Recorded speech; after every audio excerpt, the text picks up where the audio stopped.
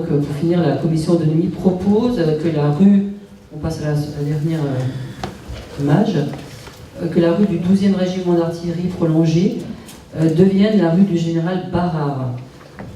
Alors, Charles-Ferdinand Barrard, il est né à Charmes le 11 avril 1872 et décédé à Saint-Dié le 8 juillet 1937. Il effectue ses études au collège de Saint-Dié, puis à Nancy, avant d'entrer à Saint-Cyr, d'où il sort sous-lieutenant. Il mène une carrière militaire remarquable. Affecté au 13e régiment d'infanterie de marine, il est envoyé à Madagascar. Ensuite, il est promu capitaine.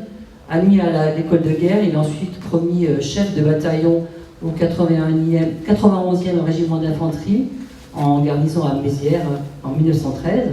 Ensuite, il est sous-chef d'état-major du 13e corps d'armée en 1915 et il prend le commandement du 152e régiment d'infanterie en janvier 1917. Et c'est là qu'il prend part au combat dans les Vosges.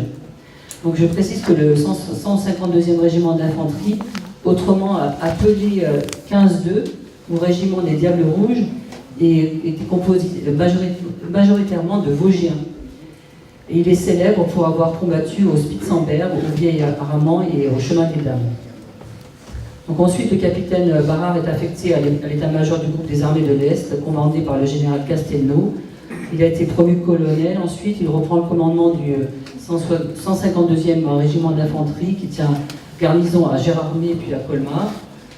Ensuite, il est commandant d'infanterie à Belfort, général de brigade à Mulhouse et enfin divisionnaire à Besançon puis réserviste. Dès la fin de la guerre, il est créateur de l'amicale des Diables Rouges, anciens combattants. Chevalier de la Légion d'honneur en 1903, officier en 1915, commandeur en 1926. Il est promu grand officier de la Légion d'honneur le 10 juillet 1934. Donc c'est un personnage vraiment qui a été absolument remarqué par ses états de guerre, de combat. Concernant sa vie privée, il épousa, donc c'est un fait important, il épousa la sœur de Pierre Évrin, qui est le maire de Saint-Dié, Jeanne-Joséphine, et sa petite-fille qui a 90 ans, fait partie de Philharmonie vosgienne, et vient tous les ans à Saint-Dié-des-Vosges. Sa tombe est bien sûr honorée tous les ans par M. le maire. Voici pour les rues que nous vous proposons ce soir.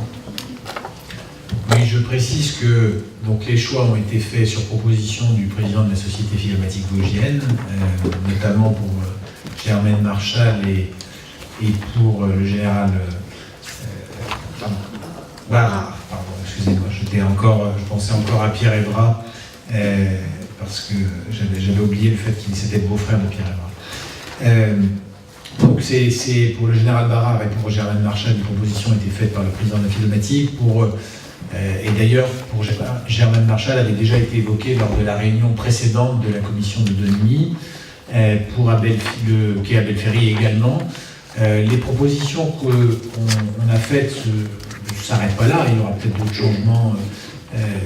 Madame Felden avait de nouveau proposé Suzanne Noël, je crois, comme étant donc chirurgienne des gueules cassées, comme étant une figure qu'on pouvait honorer dans la ville. Je rappelle les quelques règles que nous nous sommes données sur l'autonomie. De manière générale, privilégier les hommes et les femmes qui ont un lien avec notre territoire. Quand ça n'est pas le cas, privilégier des femmes plutôt que des hommes, dans les personnalités non liées au territoire néo-daciens. Et quand on le peut, mettre en avant avoir une dominante liée aux architectes. C'était quelques-uns des principes qu'on avait retenus. Alors ici, on est dans le lien local, évidemment, pour les trois personnalités. Et je trouve, je remercie d'ailleurs M. Fonbaron, que les propositions qui nous ont été faites sont assez conformes à des différents visages de la guerre. Bien sûr, le soldat, en l'occurrence l'officier, avec le général Barrard. Bien sûr, la conduite effective de la guerre avec les politiques. Et Abel-Ferry a vraiment été à l'origine, avec d'autres, mais plus que d'autres, d'imagination d'un parlementarisme de guerre qui a permis de montrer que la République pouvait l'emporter contre des régimes autoritaires. Et l'arrière, les femmes, qui, ici, dans cette ville où on soignait beaucoup de blessés, puisque le front était tout près, les femmes qui ont organisé la solidarité des civils vis-à-vis de ces blessés, On a souvent entendu parler des anges blancs de la Première Guerre mondiale, de ces femmes qui s'occupaient des blessés, des malades, des morts. Et donc, c'est cette figure que nous avons choisi de distinguer sur proposition de M. Fondamont.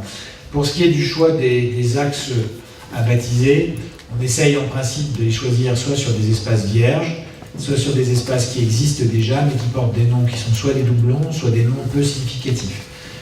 Quai de la Meurthe, évidemment, c'est un doublon, puisqu'il y a une rue de la Meurthe bien connue des Léodassiennes et des Léodassiens, et assez emblématique. Je pense que peu de Léodassiennes et Léodassiens savaient que l'espace dont nous parlons s'appelait le Quai de la Meurthe, pour une bonne raison, c'est qu'aucun immeuble n'est numéroté Quai de la Meurthe. Ils sont numérotés rue Martin Valzé-Muller, place des Déportés, mais pas Quai de la Meurthe. Et je disais des noms peu significatifs, effectivement, dans notre ville, et c'est le produit de la dynamique urbaine. Il y a beaucoup de rues qui portent des noms, rue quelque chose prolongé, hein, on en connaît tous, que ce soit la rue d'Ormont, etc., etc. Et donc, parmi ces rues, on a essayé de choisir des rues où il y avait relativement peu de maisons ou d'établissements qui étaient situés. Je crois que pour la rue du 12e régiment d'artillerie prolongée, qui est donc située entre le rond-point Colette-Besson et le quai de la Résistance, ça concerne une entreprise et le palais omnisport Joseph Claudel.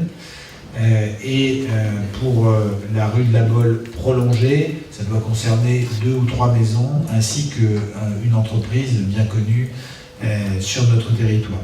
Donc c'est relativement limité par rapport à une modification un peu emblématique du début de mandat que M. Caplin connaît bien, de la rue Le Corbusier, quai du Torrent, où pour le coup il y avait beaucoup de riverains et beaucoup de professionnels qui étaient